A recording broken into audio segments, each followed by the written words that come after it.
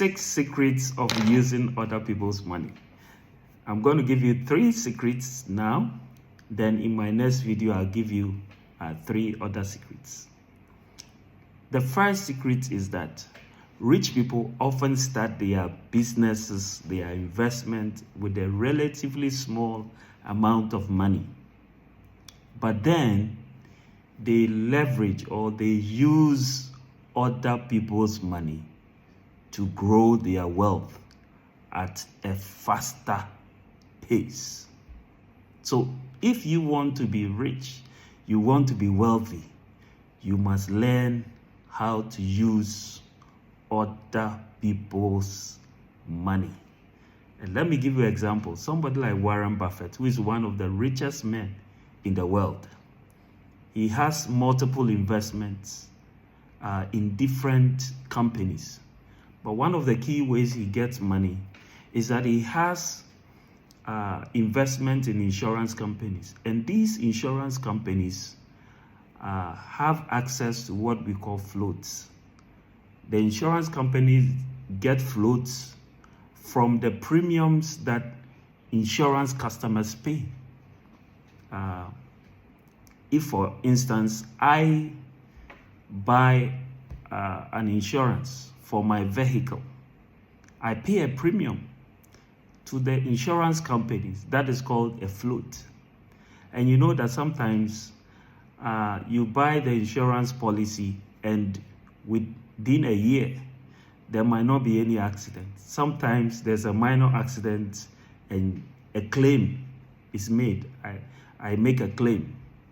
But as long as there's no claim, these insurance companies have access to that float. And Warren Buffett is able to use some of that money to be able to invest in other companies or other businesses. I'm sure he does that within the confines of the laws of his business environment. But the point I'm making is that Warren Buffett uses other people's money. Otherwise, he would not have become one of the richest men in the world today. If you want to be rich, learn how to use other people's money. Let me give you another example. The richest man in Africa today, Dangote.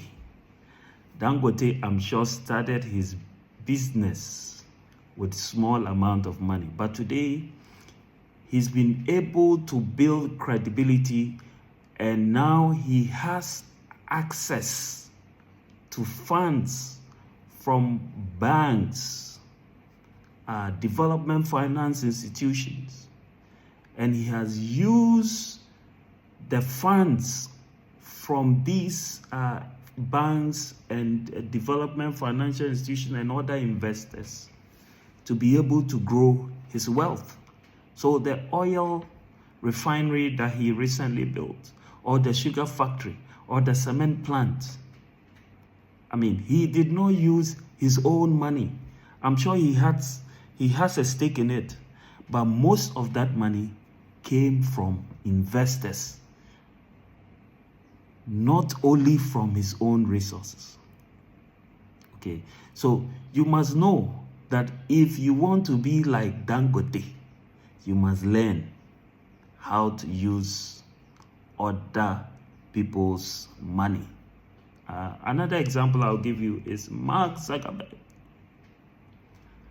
Facebook became popular and started doing very well with the injection of funds from venture capitalists known as Accel Partners.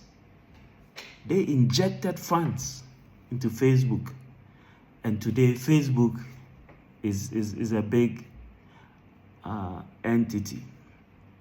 Now, let me talk about Elon Musk that we know today. Elon Musk, in the beginning, invested in PayPal. PayPal still exists today. And Elon Musk was able to build credibility with that PayPal.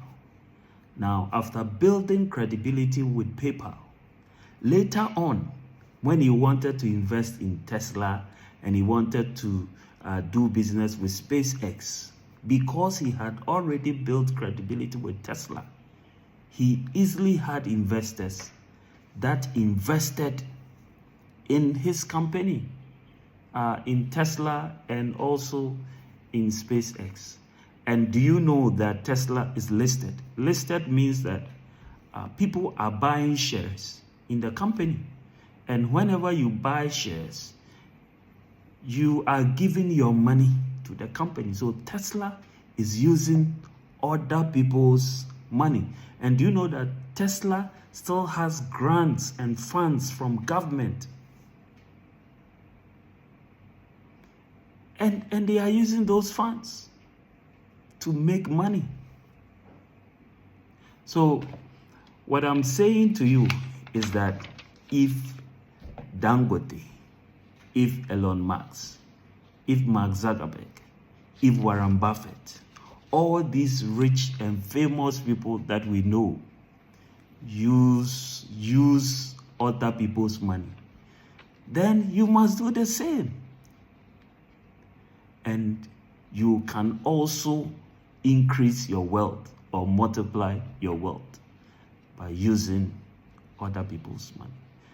The second secret I want to give you today is that credibility is currency. Credibility is currency. Other people's money flow to those that have built trust over the years. So wherever you are in this world, you must determine to build credibility. Credibility can be knowledge-based. It means that you know about your product or your service. You are very skillful in what you do. But the other part of credibility is the ability to say yes when it is yes, the ability to say no when it is no, the ability to give your word and go by your word. Because in today's world, there are many people who can talk. There are many people who can make promises, but there are few people that can keep up to those promises. As I mentioned before, Elon Musk did very well with PayPal. And because he did very well and he had built credibility with PayPal, he was now able to convince investors to invest in Tesla. So learn how to be credible. Be credible wherever you are. No matter your field, you must be credible. Whether you're a medical doctor, lawyer, accountant, whatever you are doing, build credibility, because your credibility will speak for you. Now, the third one I want to talk about today is that you must have a unique business idea or proposition. In other words, you must identify a niche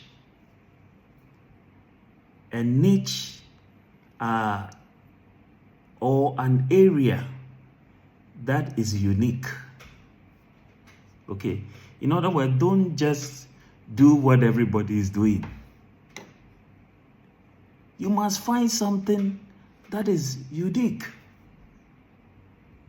Or better still, if somebody is doing it, you can add value to the same thing. And so you move it from stage 1 to stage 3 or stage 4.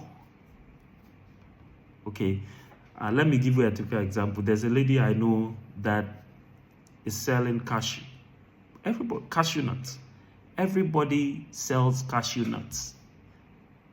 But this lady, because she has branded her cashew nuts very well, now the cashew nut has gone international, or let me say global, because he has done the packaging very nicely.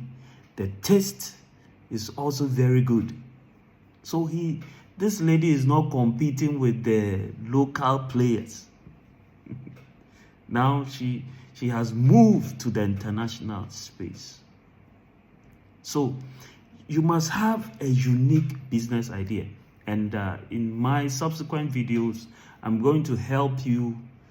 I'm going to give you keys or how to be able to identify a unique business area. A unique business proposition must also go with numbers. What am I saying? You can know grammar. You can know how to say everything, use all the jargons, all the grammar, all the business words. But at the end of the day, the investor wants to know the numbers. The investor wants to know what will be the revenues you are going to make out of this business that you are proposing. What will be the expenses? And what will be the net results? Nobody does business for fun. Nobody does business. I said business, so it's not charity. If it's charity, it's a different thing. I'm talking about business. I'm not talking about charity here. So whenever you want other people's money, you must know the numbers. At least you must be able to tell that, okay, year 1, I might not make money. Year 2, I might not make money. But year 3, I will be able to turn a profit. Because most investors understand that maybe year 1 is very difficult. You spend, it's more of expenditure. But what I'm saying to you is that you must know your numbers. Have a unique business idea, but also know the numbers. So these are the 3 secrets I'm giving you today. In my next video, I'm going to talk about the other 3. Stay tuned.